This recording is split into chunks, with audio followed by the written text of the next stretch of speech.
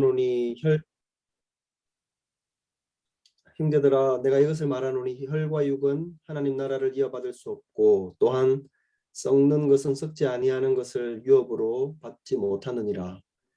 보라 내가 너희에게 비밀을 말하노니 우리가 다 잠잘 것이 아니요 마지막 나팔에 순식간에 호련히 다 변화되리니 나팔 소리가 나매 죽은 자들이 썩지 아니할 것으로 다시 살아나고 우리도 변화되리라.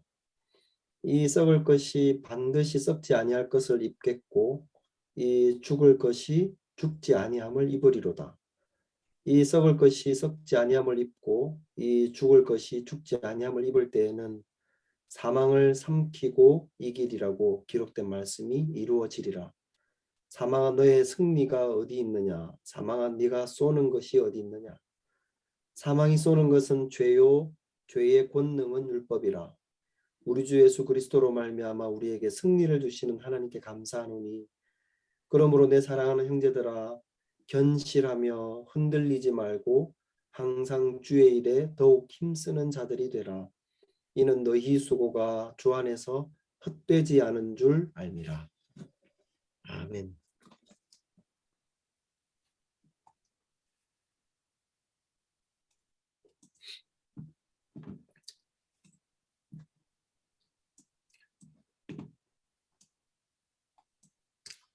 고린도전서 15장 50절에서 58절까지 말씀을 읽었습니다. 이 말씀은 얼마 전에 양지원 집사님 그 일주기 추도 예배 때 나누었던 말씀에 일부 포함이 되는 말씀입니다. 고린도전서 15장을 부활장이라고 부릅니다. 죽은 자의 부활이 없다고 생각을 하거나 부활에 대해서 들었지만 확신을 갖지 못하고 의심하거나 또는 오해하고 있는 사람들에게 주는 바울 사도의 메시지입니다. 여러분 부활이 없다면 우리는 어떻게 되었을 것 같으십니까? 죄인된 인간에게 구원에 대한 약속이 없었다면 우리는 어떻게 되었을 것 같으십니까? 예수님이 인간을 위해 이 땅에 오시지 않았다면 우리는 어떻게 되었을까요? 오셨다고 해도 죄를 위한 대속적 죽음을 죽지 않으셨다면 우리는 어떻게 되었을 것 같으십니까? 주님이 부활하심으로써 우리도 부활하게 될 것이라는 걸 알려주시지 않으셨다면 우리는 어떻게 부활을 믿을 수 있었을까요?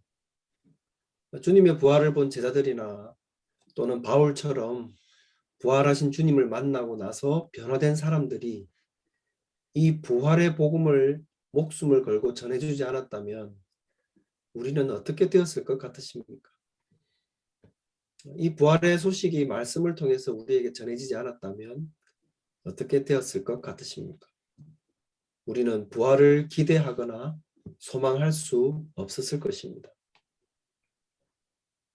이것은 죽음을 앞둔 사람들에게 심적인 위로를 주기 위함이 아닙니다. 모든 패망하는 인류를 위한 하나님의 메시지입니다. 읽지는 않았지만 13절에서 15절까지 말씀을 보면 이렇게 기록을 합니다. 만일 죽은 자의 부활이 없으면 그리스도도 다시 살아나지 못하셨으리라. 그리스도께서 만일 다시 살아나지 못하셨으면 우리가 전파하는 것도 헛것이요 또 너희 믿음도 헛것이며 또 우리가 하나님의 거짓 증인으로 발견되리니 우리가 하나님이 그리스도를 다시 살리셨다고 증언하였습니다. 만일 죽은 자가 다시 살아난 일이 없으면 하나님이 그리스도를 다시 살리지 아니하셨으리라. 이 말씀이 얼마나 우리 그리스도인들에게 이 부활의 확신을 갖게 해주는지 모릅니다.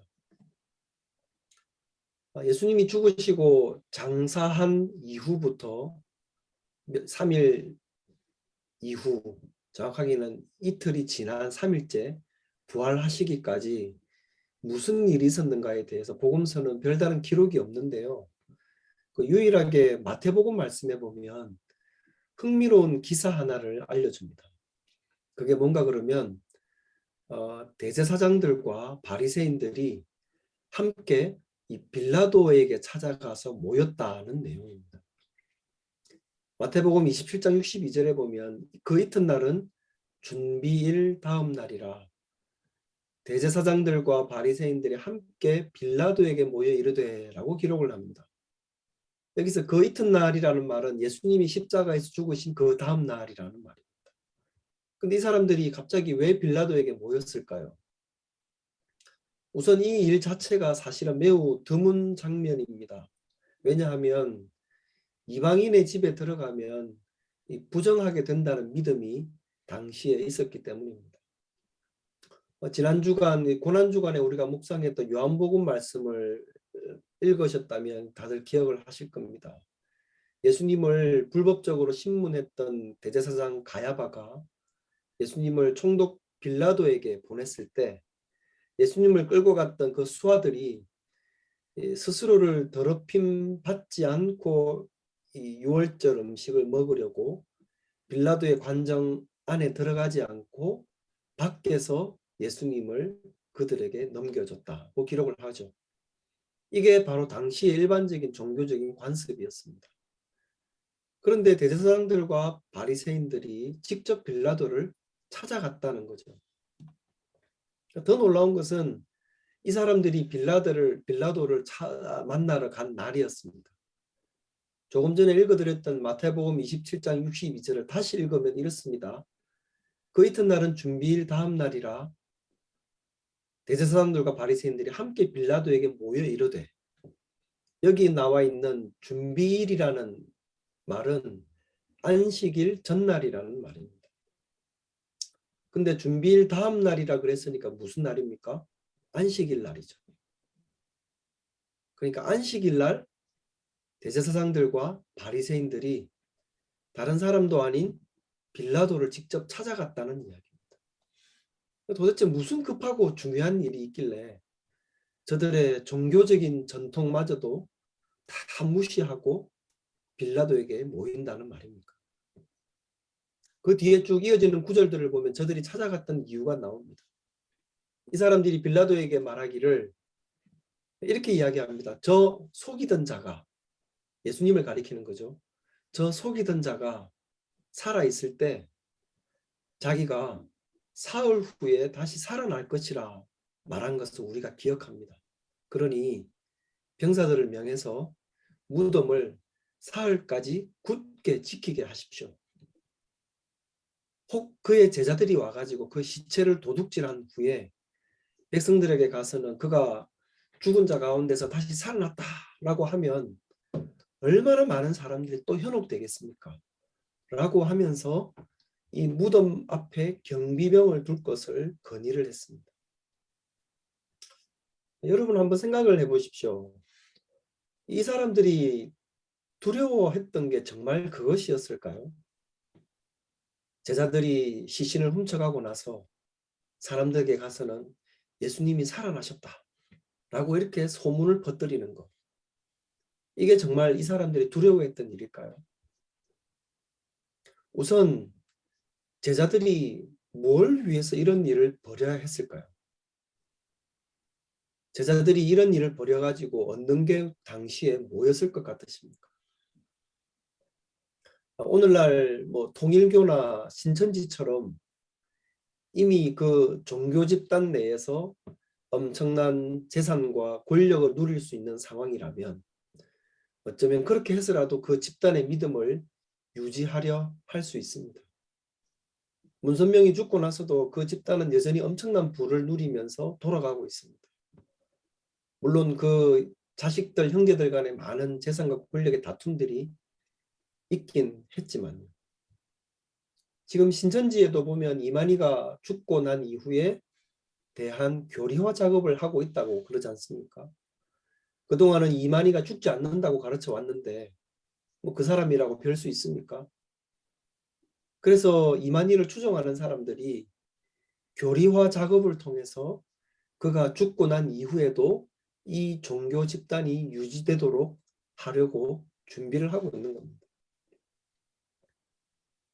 근데 예수님의 제자들은 지금 그 당시에 박해의 대상이 되어 있습니다.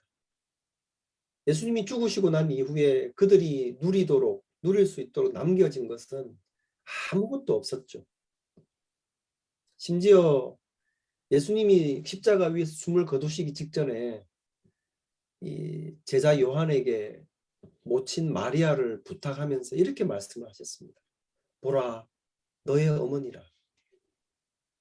예수님 당신의 모친이신데 갑자기 죽음을 앞두고 자기들어 요한들어 너의 어머니라 이렇게 말씀을 하십니다. 예수님이 죽으시기 직전에 요한을 가까이 십자가 가까이 불러서 잠시만 와봐라. 그래가지고 사실은 우리 집 뒷뜰에 세 번째 단지 밑에 내가 황금 송아지 2개를 묻어놨는데 그걸 꺼내서 팔아서 내 모친 앞으로 잘 보필해다오 라고 하셨으면 또 모르겠는데 그런 것도 없이 다짜고짜 요한들어 너의 어머니라 그러십니다. 제자 요한의 입장에서는 어떻겠습니까? 스승은 죽고 그의 어머니만 보필해야 되는 짐을 떠안게 되었습니다. 더 문제는 제자들이 정말 이런 일을 벌인다고 해서 사람들이 믿겠느냐는 겁니다.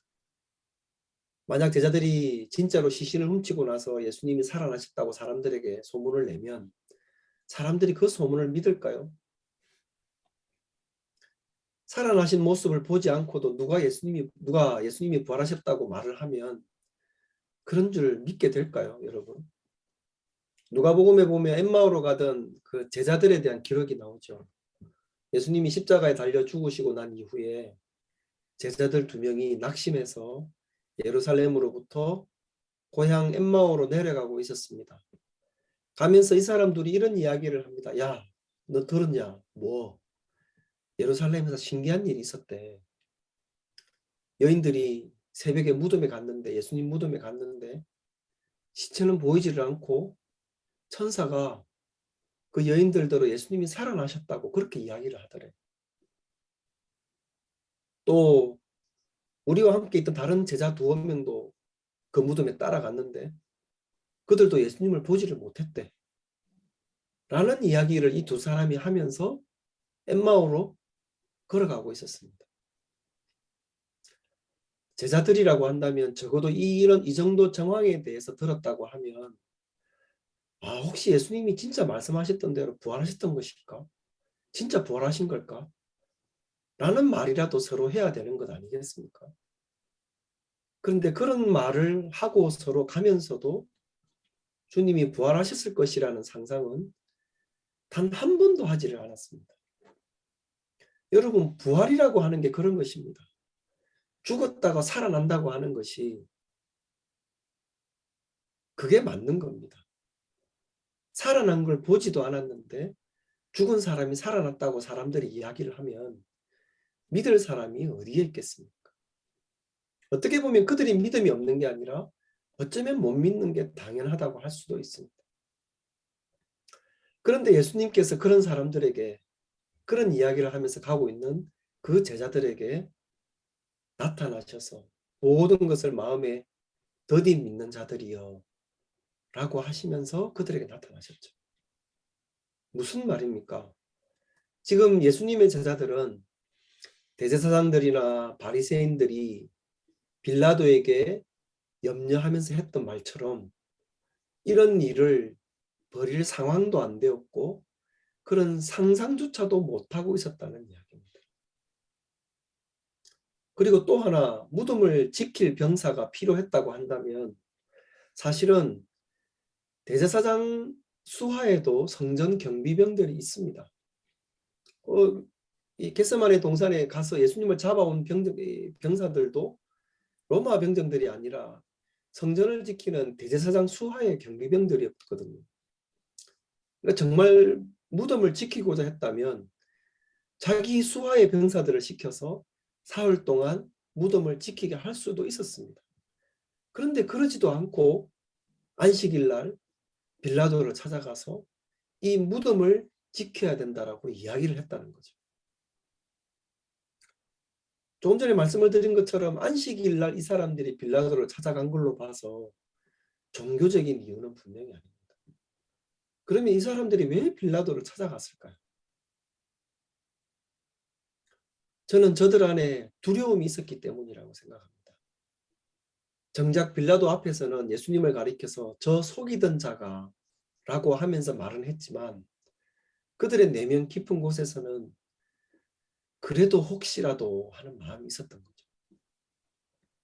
예수가 살아있을 때 많은 기적을 행했고 죽었던 사람을 살려낸 일도 몇 번 있더라는 소문이 있기는 했으나 그래도 죽었다가 며칠 만에 사람이 살아난다는 게 말이나 되는 일이겠습니까? 그래, 말도 안 되는 이야기지. 그렇게 말하고 생각을 하면서도 근데 혹시 만에 하나라도 그런 일이 일어나면 어떡하지? 라는 이런 두려움이 그들 속에 있지 않았을까요? 왜냐하면 그 죽었던 사람이 다른 사람도 아닌 바로 예수였기 때문입니다. 이런 마음이 저들의 종교적인 전통도 다 무시를 하고 안식일 날 이방인의 집을 찾아가게 만들었다고 생각합니다. 예수님이 안식일에 병자를 고쳐주신 그 일로 인해서 저들이 얼마나 예수님을 안식일을 범한 범죄자 취급을 해왔더랬습니까? 근데 그들이 안식일 날 이방인을 찾아가서 그 이야기를 하고 있는 거죠. 이유는 로마의 힘을 빌리고 싶었던 겁니다. 사람이 살아나는 일이 결코 있을 수 없는 일이지만 그렇지만 그 사람이 예수였길래 혹시라도 만에 하나 그런 일이 생긴다면 정말 그런 일이 생기기라도 한다면 자신들이 감당할 수 없는 능력을 할 수 있는 영역을 넘어서는 일이라고 생각을 했던 겁니다. 그게 아니고서는 굳이 빌라도에게까지 찾아가서 무덤을 지켜야 한다고 요구하지는 않았을 것입니다. 저는 이게 요즘 말로 저 개인적인 이 상황에 대한 저의 뇌피셜입니다. 저는 분명 그런 두려움 때문이었다고 생각합니다. 여하튼 이렇게 해서 빌라도는 병사들을 보내서 이 무덤을 힘껏 굳게 지키도록 했습니다. 이제 이 대제사장들과 바리새인들의 입장에서 이 상황을 한번 이야기를 해보겠습니다. 부활신앙의 확산을 막고 제자들이 돌아다니면서 예수가 부활했다라고 말하는 것이 거짓말이라는 것을 입증을 하려면 그 방법은 너무나 간단합니다. 저들이 했던 것처럼 3일 동안 무덤을 잘 지켜서 3일이 지나서도 죽은 예수의 시신이 여전히 거기 있다는 것을 사람들에게 보이기만 하면 됩니다. 그래서 저들이 떠드는 말들이 다 거짓이라고 시신을 보여주면서 말하면 그뿐입니다.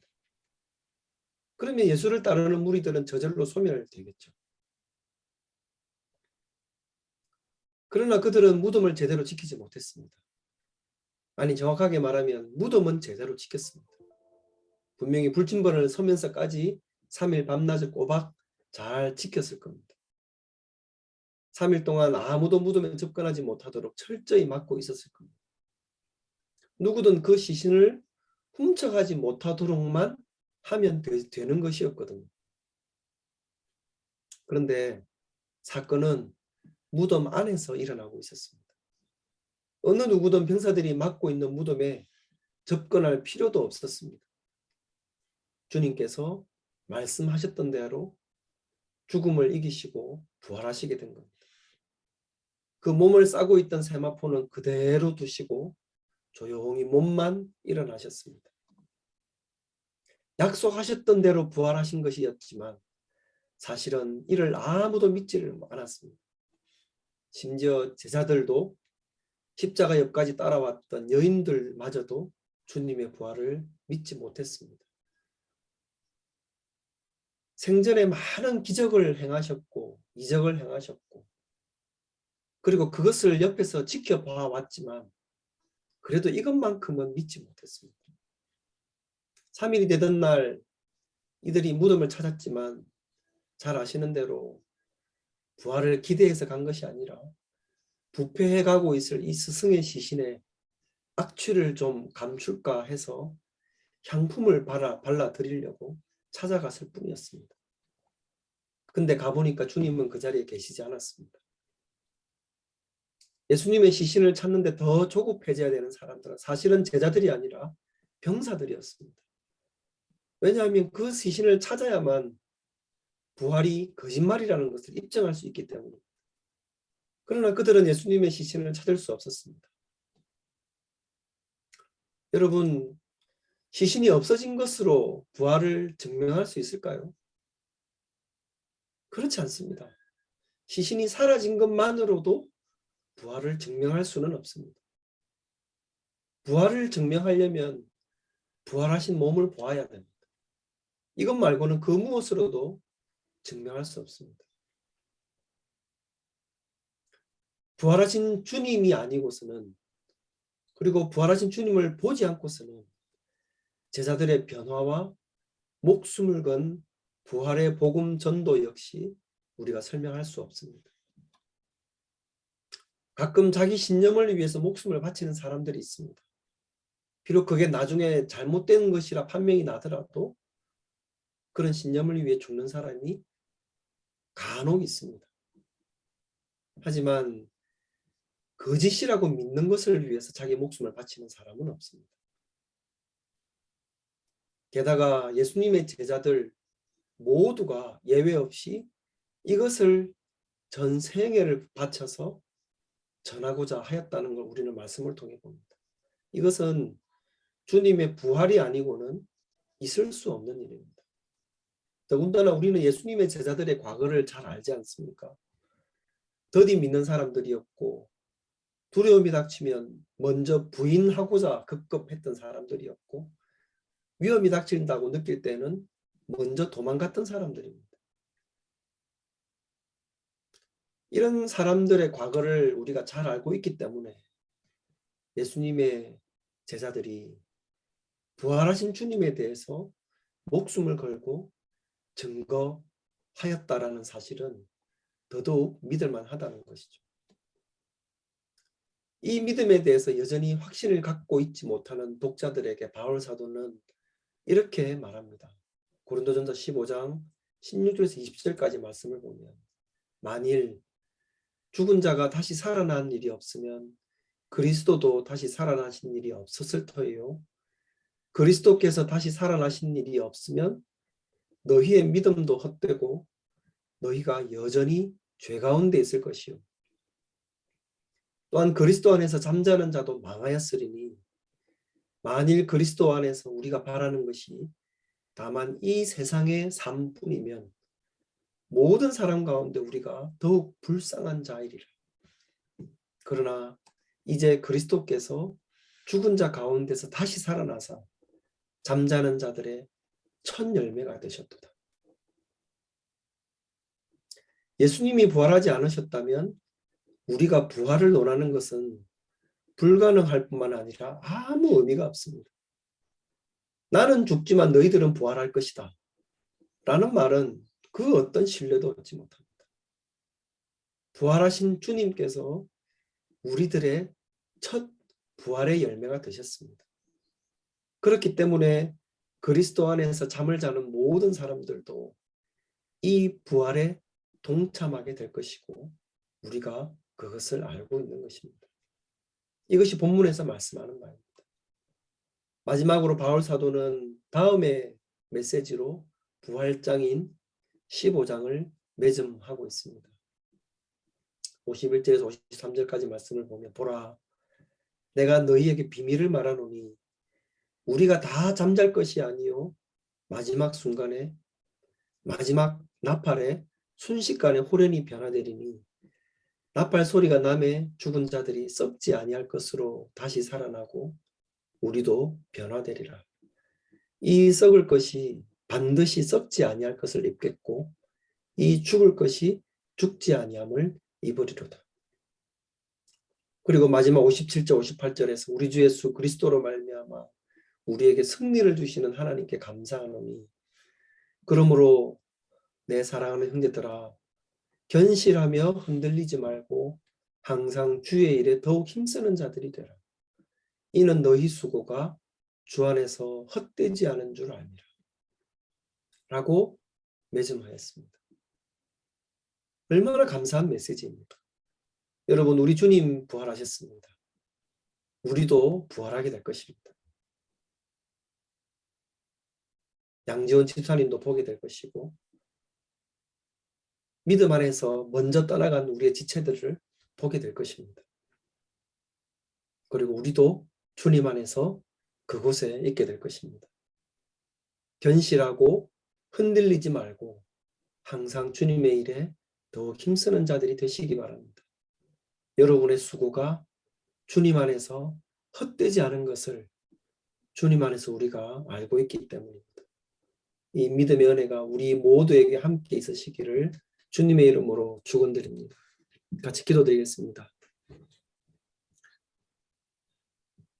부활이요 생명이신 주님, 은혜를 감사합니다. 우리에게 부활의 소망을 주셔서 감사합니다. 우리를 위해 죽으시고 부활하셔서 감사합니다. 이 믿음이 우리 안에 있게 하심을 감사합니다. 이 부활의 소망을 붙들고 오늘도 살게 하시고 하나님 안에서 하나님을 합당히 예배하고 섬기고 견실하게 삶을 살아갈 수 있도록 인도하여 주시옵소서. 거룩하신 구주 예수님의 이름으로 기도드립니다. 아멘. 네, 다 같이 찬송가 290